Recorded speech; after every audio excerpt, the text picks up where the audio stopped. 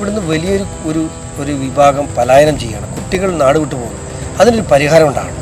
ആ പരിഹാരം ഉണ്ടാകണമെങ്കിൽ ഇവിടുത്തെ കാർഷിക മേഖല തിരിച്ചു വരണം. അതിന് കേന്ദ്ര സർക്കാരിൻ്റെ പദ്ധതികൾ ഉൾപ്പെടുത്തി വലിയ രീതിയിലുള്ള പദ്ധതികളാണ് ഞാൻ ജനങ്ങളുടെ മുമ്പിൽ വെക്കുന്നത്. കേരള നിയമസഭയിൽ നിർണായകമാകാൻ പോകുന്ന BJPയുടെ MLA-മാരാണ്. അതുകൊണ്ട് തന്നെ ഇനി അത്തരം തടസ്സപ്പെടുത്തലുകളൊന്നും കേരളത്തിൽ ഇനി വില പോവില്ല എന്നെ വിശ്വാസം. അതാണ് ഉള്ളത്. ഏറ്റവും അത്യാവശ്യമായിട്ട് പല ഗവൺമെൻറ് ആശുപത്രിയുടെ നവീകരണം അത് പൂർത്തിയാകും.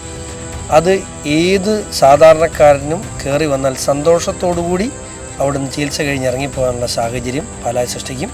ഇപ്പോൾ പാലാ നിയോജക മണ്ഡലത്തിൽ ശക്തമായ പോരാട്ടം നടക്കുന്ന ഒരു മണ്ഡലമാണ് പാലാ നിയോജക മണ്ഡലം. എങ്ങനെ പോകുന്നു പ്രചാരണങ്ങൾക്ക്? നല്ല രീതിയിൽ പോകുന്നു. വലിയ ആത്മവിശ്വാസമാണ്. കണ്ടല്ലോ, ഇത് പൊതുസമൂഹമാണ്. BJPയുടെ കൺവെൻഷൻ അല്ല, അതിനപ്പുറത്തേക്ക് പൊതുസമൂഹം അവർ സെൽഫ് മോട്ടിവേറ്റഡ് ആയിട്ട് ഇത്തരത്തിലുള്ള കൺവെൻഷനുകളിലേക്ക് നടക്കുന്നു. ഇങ്ങനെ നൂറുകണക്കിന് കൺവെൻഷനാണ് പാലക്കാട് നിയോജകമണ്ഡലത്തിൽ വിവിധ പ്രദേശങ്ങളിൽ നടക്കുന്നത്. വലിയ വിജയപ്രതീക്ഷയാണ്. 25,000-ന് മുകളിലൊരു ഭൂരിപക്ഷത്തിലേക്ക് പോകാൻ കഴിയുമെന്നാണ് ഞാൻ വിശ്വസിക്കുന്നത്. അതുപോലെ എണ്ണയിട്ട യന്ത്രം പോലെ നമ്മുടെ മുന്നണി സംവിധാനം കൃത്യമായി പ്രവർത്തിക്കുന്നു. സന്തോഷം. താമര ചിഹ്നത്തിലാണ് മത്സരിക്കുന്നത്. താമര ചിഹ്നത്തിൻ്റെ ഒരു ഇമ്പാക്റ്റ് എങ്ങനെയാണ് പാലായിൽ? അല്ല, ഇന്ന് അത് ഐശ്വര്യത്തിൻ്റെ ചിഹ്നമാണ് പാലായ്ക്ക്. അത് മോദിജിയുടെ ചിഹ്നമാണ്. താമര ചിഹ്നത്തിൽ മത്സരിക്കുന്നു എന്നുള്ളതാണ് എന്നെ സംബന്ധിച്ചിടത്തോളം ഞാൻ ഏറെ അഭിമാനകരമായി കാണുന്നത്.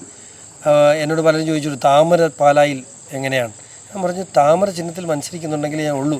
കാരണം പാലായിൽ താമരയ്ക്ക് 50,000 വോട്ടുണ്ട്. അത് ഇലക്ഷൻ്റെ റിസൾട്ട് വരുമ്പോൾ എല്ലാവർക്കും മനസ്സിലാവും. ഇപ്പം മൂന്ന് മുന്നണികളും ശക്തമായ പോരാട്ടമാണ് കാഴ്ചവെക്കുന്നത്. ഒരു ത്രികോണ മത്സരം തന്നെ പ്രതീക്ഷിക്കാൻ പറ്റുന്ന ഒരു മണ്ഡലമല്ലേ പാല? അല്ല, ഇവിടെ ത്രികോണ മത്സരം എന്ന് പറയാൻ പറ്റില്ല. നമ്മൾ 25,000 വോട്ട് ഭൂരിപക്ഷത്തോട്ട് പോകുമ്പോൾ ത്രികോണം എന്ന് പറയാൻ പറ്റില്ലല്ലോ.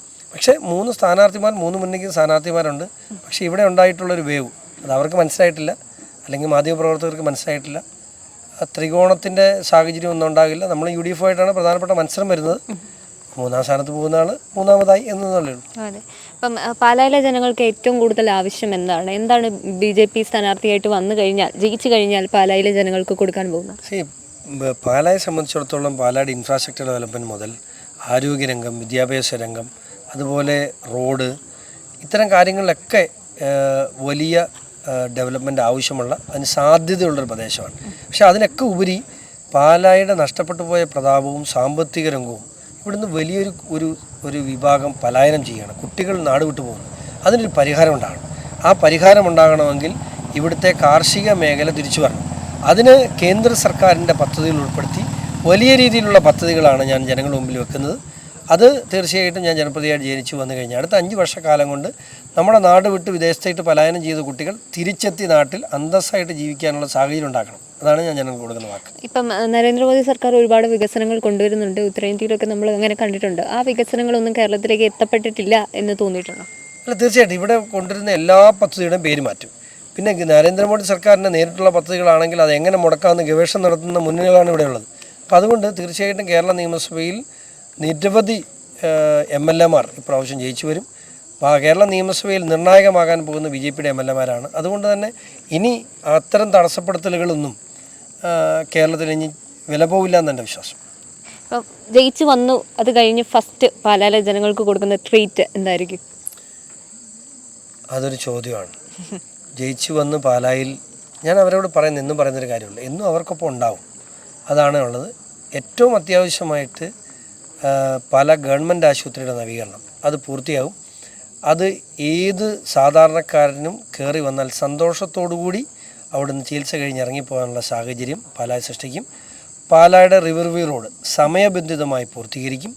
പാലായുടെ ബൈപ്പാസുകളുടെ നിലവിലുള്ള എല്ലാ തടസ്സങ്ങളും നീക്കി അടിയന്തരമായി പാലാ ബൈപ്പാസ് തുറന്നു കൊടുക്കും.